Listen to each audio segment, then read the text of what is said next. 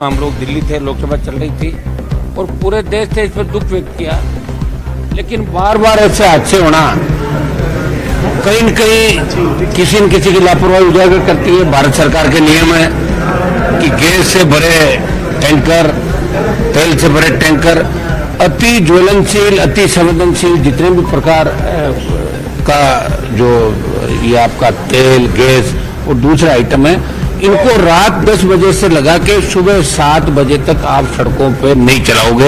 ये नियम है भारत सरकार का। और पहले भी कई बार मैं धन्यवाद दूंगा मीडिया का कि आप लोगों ने नियम बताए, वापिस छापे आपने, ये नियम होते हैं, एक्सपर्ट यू आपने छापे।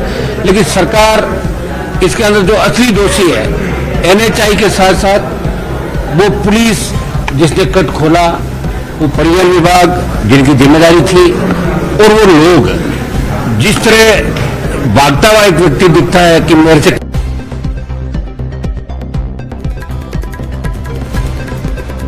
ये इस तरह की तस्वीर छपना इस बात की ओर इंगित करता है कि अपन देश ये 75वां जो मना रहे हैं पर्व आजादी का, मुझे लग रहा है कि ये इस तरह की आजादी अभी होगी। आज भी करोड़ों लोग इस देश के अंदर भूखे सोते हैं। जब कुछ बात होती है, मैं मीडिया का धन्यवाद दूंगा कि आप लोग जब इस मीडिया ट्रायल बन जाता है, मीडिया जब चीज के पीछे पड़ता है, निश्चित रूप से 2, 3, 5 दिन सरकार की नींद खुलती है। इससे पहले भी जो IOC के गोदाम के अंदर आग लगी, और उससे पहले ये बुमरा के अंदर जो गैस त्रासदी हुई जोधपुर के अंदर, 4 दिन की बात चलती है। आज 50 से ज्यादा गोदाम जयपुर शहर के अंदर होंगे, लेकिन 2 दिन में कितने गोदाम पकड़े ये किसी के पास हिसाब किताब नहीं होगा।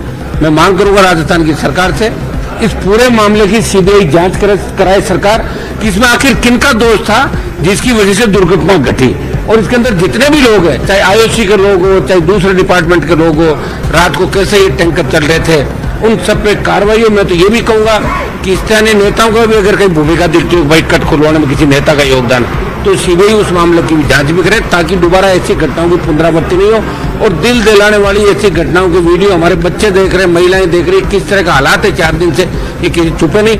चूंकि मैं मरीजों से नहीं मिलूंगा, और बड़ा दुर्भाग्यपूर्ण है कि 13 से ज्यादा मौतें हो गई, और अभी 23 से ज्यादा लोग गंभीर झुलसे में SMS अस्पताल, जो हमारा बड़ा अस्पताल है, चिकित्सक इलाज अच्छी तरीके से कर मैं देख रहा हूँ। और कोई हम पॉलिटिकल माइलेज लेने यहाँ नहीं आए, हमारी इच्छा थी पहले दिन से हम लोग लगे, और आप लोग भी लगे हो, इसलिए मैं एक बार अटेंडेंट जो है उनको यहाँ ना बुला के मैं अटेंडेंट से मिलने वार्ड के बाहर तक जाके आऊंगा। और मैं 50 लाख रुपए सांसद कोष से बर्न यूनिट के लिए आइंदा से ऐसी घटनाएं नहीं हो, भगवान करे वो भी जाए, तो मेरे MP कोटे से 50 लाख रुपए देने की घोषणा करता हूँ SMS अस्पताल को, जो हमारे राजस्थान का सबसे उत्तरी भारत का सबसे बड़ा अस्पताल है। और देखिए, जिम्मेदारी तय कभी होगी नहीं, मैं तो भजन लाल जी की जिम्मेदारी मानता हूँ इसके अंदर। जब से भजन लाल जी आए हैं, ये राजस्थान पता नहीं किस दिशा के अंदर जा रहा है। और एक हादसे नहीं, कितनी बार हादसे, तो भजन लाल जी खुद का आप देखिए हादसा उस दिन, अगर वो सुरेंद्र सिंह और वो नहीं आते तो हो सकता कि गाड़ी उनकी गाड़ी के अंदर पड़ जाती। मुख्यमंत्री के साथ कितनी घटनाएं होगी। तो भजन लाल जी ने शपथ लिए, मुझे लग रहा है कौन से योग नक्षत्र थे जिसमें इन्होंने शपथ ली, और इस राजस्थान को भुगतना पड़ेगा, कितने टाइम तक भुगतना पड़ेगा इसका मुझे नहीं पता।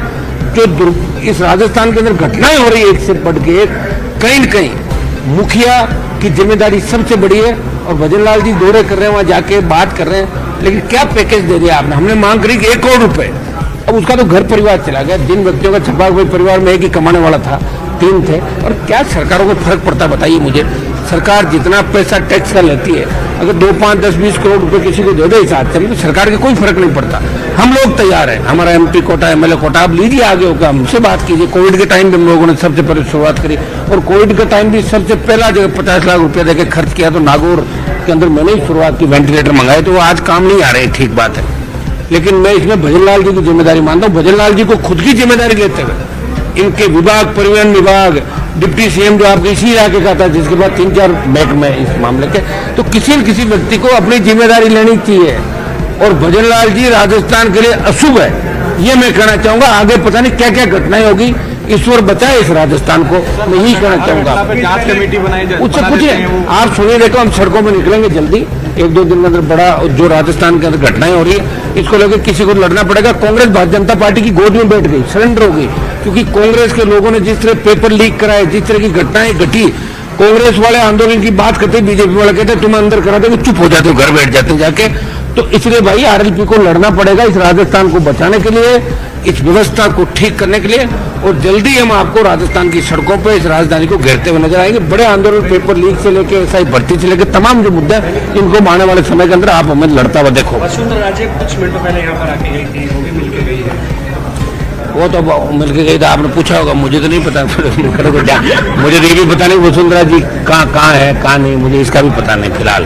क्योंकि जो स्थिति उनकी 5 साल के अंदर हुई है, जिस तरह लाइन में खड़ा रहना, मिलने के लिए टाइम मांगना, बहुत बड़ी दुर्दशा के दौर से वो गुजर रही है, ये मैं कह सकता हूँ। वसुंधरा जी प्रधानमंत्री जी से मिल के आई है। कोई मिलने वाला तो घने लोग मिलते हैं, वो तो मिलने के लिए हर कोई मिलता है। हाँ, नरेश मीणा के परिजन आपके घर पर आकर आए। मेरे घर पे कल वो लोग आए थे। मैं प्रयास करूंगा, जिस तरह गांव के अंदर घुस के पुलिस ने जिस तरह बेरहमी से लोगों को मारा पीटा और खुद गाड़ियां पुलिस ने जलाई, और उस एसडीएम का करैक्टर भी आपको सबको पता है, जो उसके खिलाफ जिस तरह फर्जी डिग्री और सारी लेके आया था, मेरे वहाँ रहा हुआ वो लड़का, वो ठीक नहीं, फर्जी मतदान करा रहा था।